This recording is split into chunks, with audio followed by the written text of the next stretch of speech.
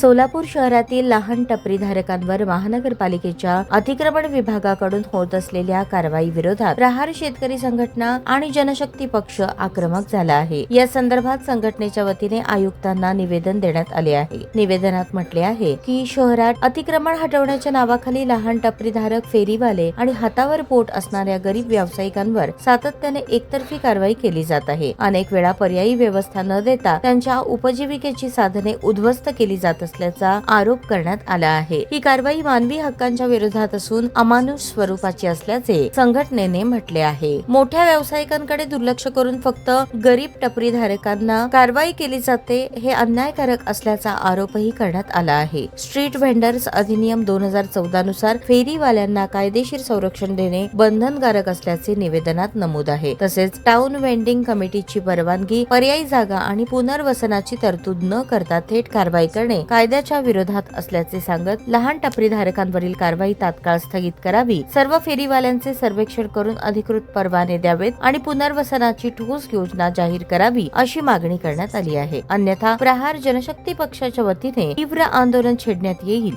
असा इशाराही निवेदनातून देण्यात आला आहे। नमस्कार, मी खालिद मन्यार, प्रहार जनशक्ती पक्ष शहर कार्याध्यक्ष सोलापूर।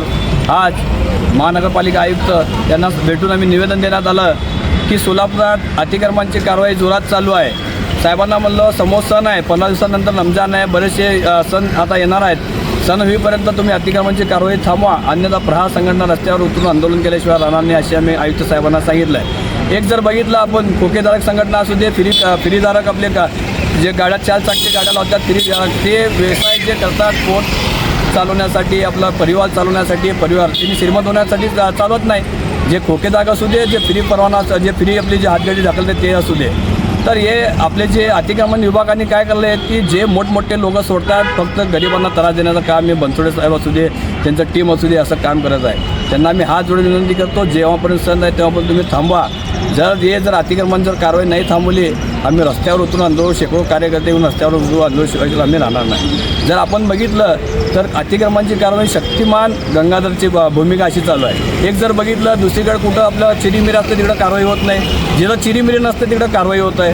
तर अशी भूमिका तुम्ही जर चालवलं, ठीक आहे, सण उद्या तुम्हाला आम्ही प्रूफसही दाखवू, कुणाच्या टाक्या कुठे गेलेत, कुणाच्या टाक्या कुणाच्या पावत्या नावावर कुणा कुठं पाठवलेत, काय पाठवले, सर्व आमच्याकडे पुरावे आहेत। आम्हाला तुम्ही हे करू नका। जर तुम्ही कारवाई चालू ठेवली, आयुक्त साहेबांना सांगतो, सर्व हातगाड्या घेऊन आमच्या तुमच्या कार्यालयामध्ये आल्याशिवाय प्रहार संघटना राहणार नाही। 8 दिवसाचा अल्टिमेट दिला आहे, तुम्ही कारवाई थांबावी। हात जोडून तुम्हाला विनंती करतो, 8 दिवसात जर नाही केलं, मोठ्या प्रमाणात आंदोलन केल्याशिवाय प्रहार संघटना राहणार नाही। ताज्या बातम्या पाहण्यासाठी प्राईम महाराष्ट्र न्यूज चॅनलला सबस्क्राईब करा।